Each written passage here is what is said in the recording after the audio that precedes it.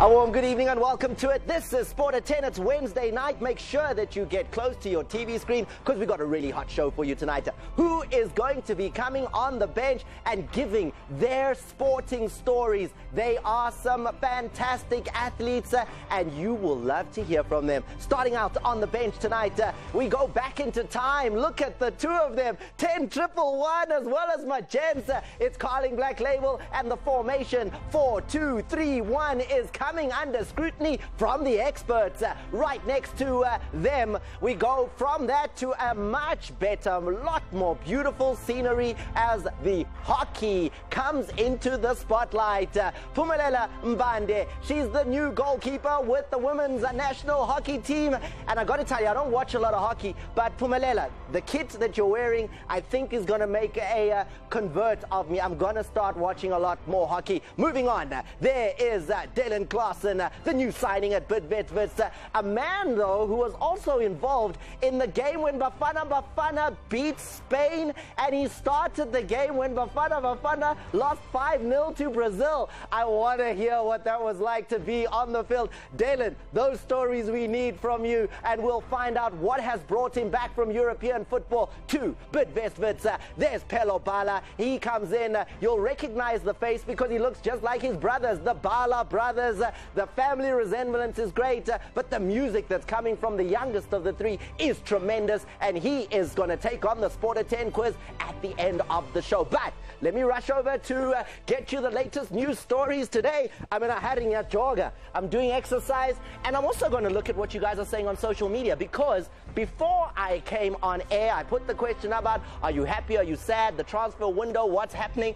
And let me look and see what you're saying, because Zax Petros says, I'm unhappy for Chiefs because they didn't sign Pienaar. So sad. That's the other big breaking story today. Steven Pienaar has joined Dylan Clausen at Bidvest Wits. Wits are signing players and they're going for the biggest names around. Then, what else is being said?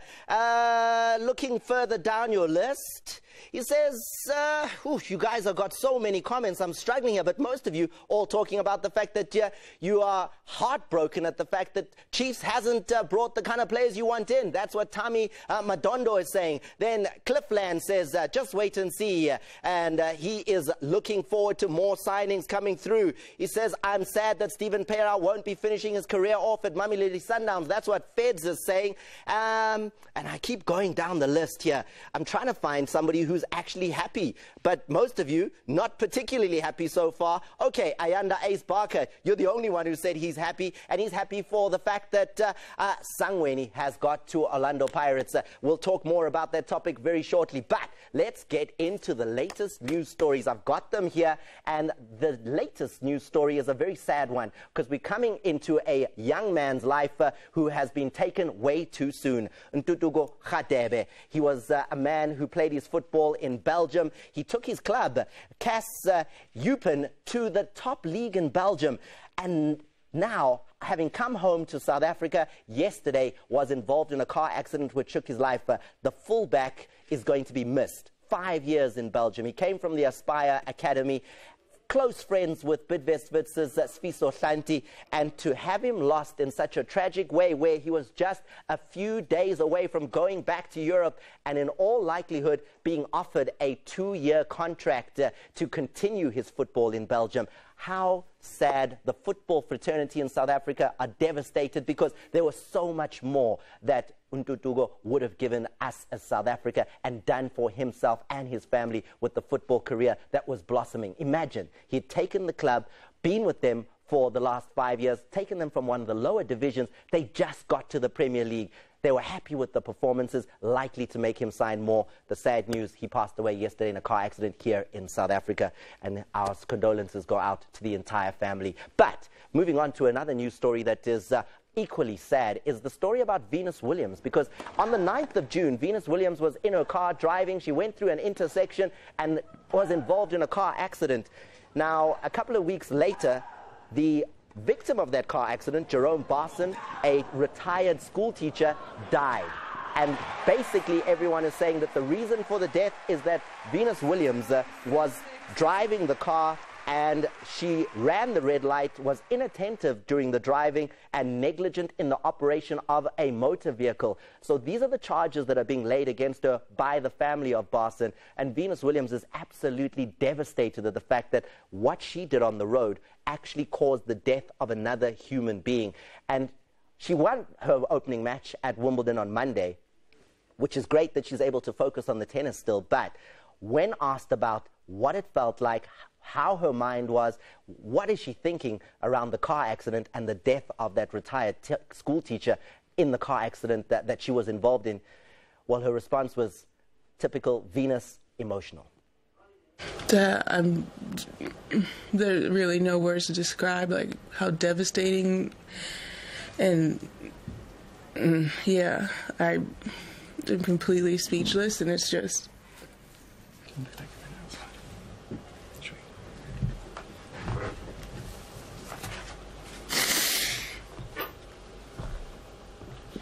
Maybe I should go. Yeah, we can do that. That's sad for everybody involved. I mean, Venus Williams, 5 times Wimbledon champion. This is not the kind of thing you want to have happen in anybody's life. I mean, I know I drive a car, and it is one of my biggest fears that you could be involved in an accident that could take another human being's life. And the fact that at the tennis event, the media are still asking her these questions and putting her under that kind of scrutiny is a weight that I don't know she'll be able to survive throughout the tournament. It really is a huge amount of pressure on one of the greatest stars of tennis. But that is it. That's life, I guess. Very sad story, that one. Moving on. Manny Pacquiao, the Pac-Man, one of my favorite boxers of all time, says he was robbed. He had an unfair decision and the officiating was bad. He wants the WBO to review the defeat against Jeff Horn. And the WBO came out very simply and nicely on Twitter and said the decision would only be reversed in case of fraud or violation of the laws. Simple as that. Now, Manny also does have, and look at him. I mean, he says he was robbed. Look at his face. That guy looked like Yurelu Umtolile. It doesn't look like there's a robbery there. But anyway, if you didn't see the fight, Manny does have an option in his contract where he can get a rematch against Horn. But he's still saying he's not sure whether he's wanting that rematch. He's not sure if he's wanting to go back to boxing. And he's not sure if he wants to then go on and retire. Maybe it's time. I mean, if they're not going to look at the decision and you do look like you really did collect a lot of impact on your face, Manny, it may be time to hang up those wonderful boxing gloves that have done so much great work over the last years. But now, Bafana. Now, Bafana lost the game against Tanzania, which then put us into the other tournament. You know that losers final that they put you in the other side there? This is what is the COSAFA Castle Plate. We've gone to the plate because we beat the opposition in front of us in Botswana. Noradine scoring the opening one there. In goal was Kaizer Chiefs' young keeper, Vuma, and he made some spectacular saves to keep us alive. And then finally wrapped it up here with this goal from Judas Musiamedi. So 2-0 the victory there. Bafana against Botswana. There was lots of other drama as well, though, because and the coach, Stuart Baxter, he got sent off in that game. He got emotional as well, so he was asked to leave the bench. It didn't affect the team at the end of the day. But let's not get too excited about this. I did say we've gone to the final, but we're not in the final. That one will be contested by the other teams. Because we lost our quarterfinal, we're in the plate final. That one, you know, when you were in school, you remember.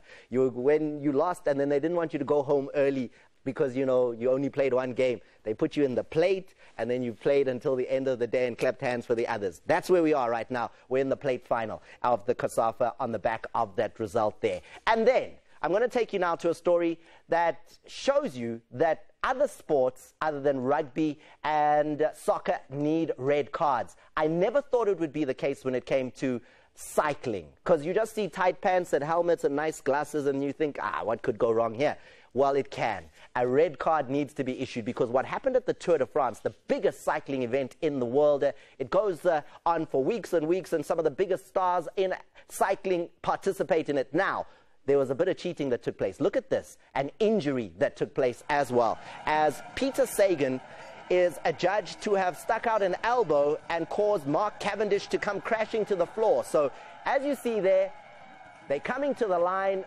Big accident that takes place. Look there. There's the little incident. They initially said to Peter Sagan that will take 30 seconds off your time. After looking at it like you're looking at it now, they saw it. No, man, le elbow le amabomu le. And then they said, no, Peter Sagan, you have to go home. You are disqualified from the Tour de France. The injuries to Mark Cavendish, he fractured his shoulder blade. He's in all sorts of trouble. And in fact, the man who fell down there, Cavendish, who got ridden over by another bicycle, has had to withdraw from the Tour de France altogether. So let's start a campaign. Hashtag red card for cyclings, because they need it. Look what happens when they're racing for the line and the big money. Let me now move on from the news stories to bring into the studio the man who's undefeated. His face never looks like Manny Pacquiao's face, because no one ever punches back. He is the undefeated champion. He is the undisputed heavyweight of humor. He is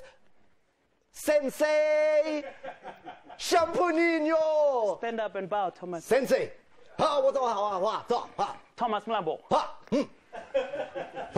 I am a descendant of Shihan Isaac Mashinini and Shihan Edward Kiwi Majid. Ratrapa, no, Thomas. People, it's EFC Africa 61 at Sun City on Saturday. EFC, that boxing, kicking, extreme punching, everything. Yes, extreme fighting championship. So I have to warm up if I'm wearing this. So I'm just saying that those guys have nothing on me. So I'm warming up. Yeah, I'm calling all the fighters for EFC who will be fighting on Saturday. That I'm challenging you on PlayStation. So if you want on PlayStation, so please tell me, why are you wearing? Yeah. What are you doing? What is this? This is a karate kid. The Kyokushin guy, as you can see, this is my name. No, man, I didn't really want to know what. I know what that sorry. is. But why are you wearing it? Because I'm challenging them. I'm going for weigh-ins on Friday at Sun City. But they don't wear this stuff that you wear. They come in looking mean and but it's intimidating. They don't wear this. It's intimidating even for road rage. You don't intimidate me. For road rage, it looks like you're a chef with a belt that's too big. I'll show you one kick. It's not even. I swear to you. Look. Give a zoom out, man. I'll show you now, and I'll show you a kick. Look, left kick. Yeah, left kick. High, Thomas. It's higher than you, twice your size. Pia. Hey! Did you see that? Hey! Did you see that? That was over your head. I'll do it again. I'll do it again for people who have like TV S9 area. Look, one. Thomas. One. Okay, one. Two. Out of the screen, even the feet. Yeah, go national anthem. South Africa. So this is for EFC Africa. So you can see Thomas. Kyokushin karate. But let's talk about things that happened this week. Thomas, I don't understand how we lost to Tanzania. Even if you Google Tanzania, it just says exile. We lost to exile.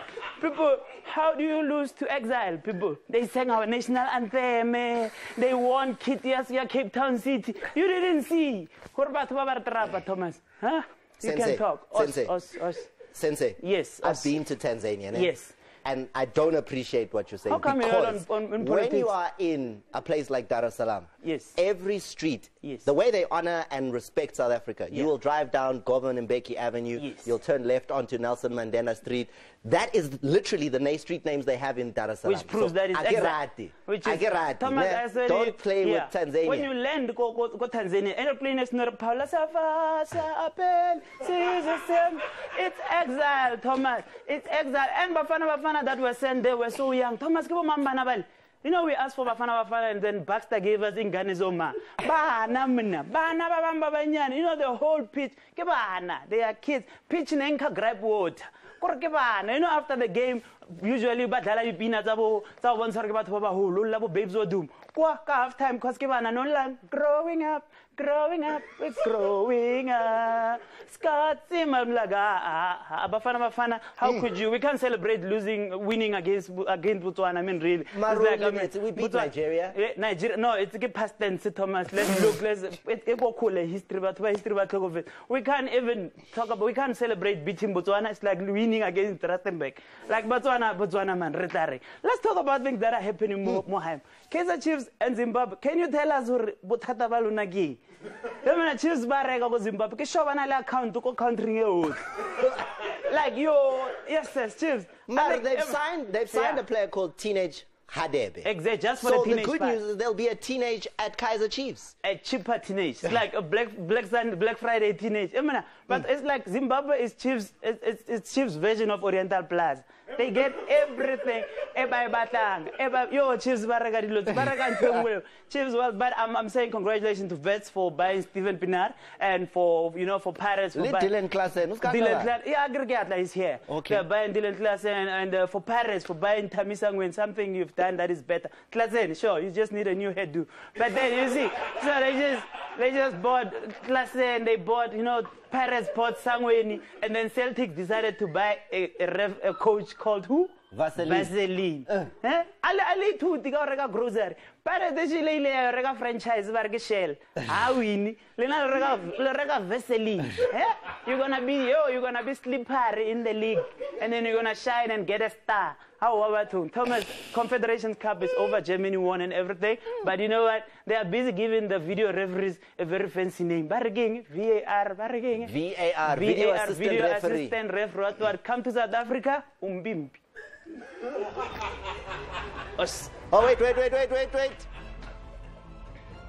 Yeah, we buy like this, Kokyokushin. Us. Horse and courage. Us. Thank you.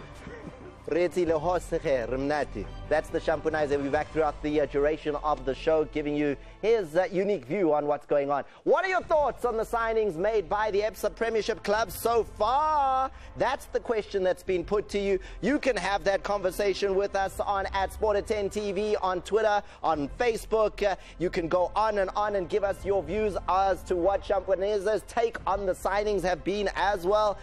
Dolozi Rala says, I'm happy with the signing of Tammy Sangweni, and she goes up the bucks. What else is being said here? This one is like, laugh my thing off. That's what Nomi is saying, and she goes, I'm finished. Tips' sense of humor is deadly. Donna goes on to say, at Sport TV, I fully agree with you there. It's time Manny Pacquiao calls it quits. He must not ruin his good legacy. We'll continue with Sensei Shampunaiser, and we'll come back after the break with what is going on with the Carling Black Label Champion Cup. There's a new formation, and 10-1-1 and Magents are here to talk about it.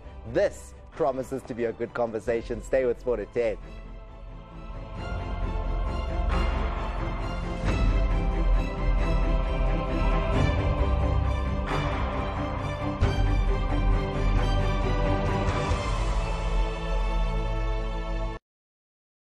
It's a typical day across the land.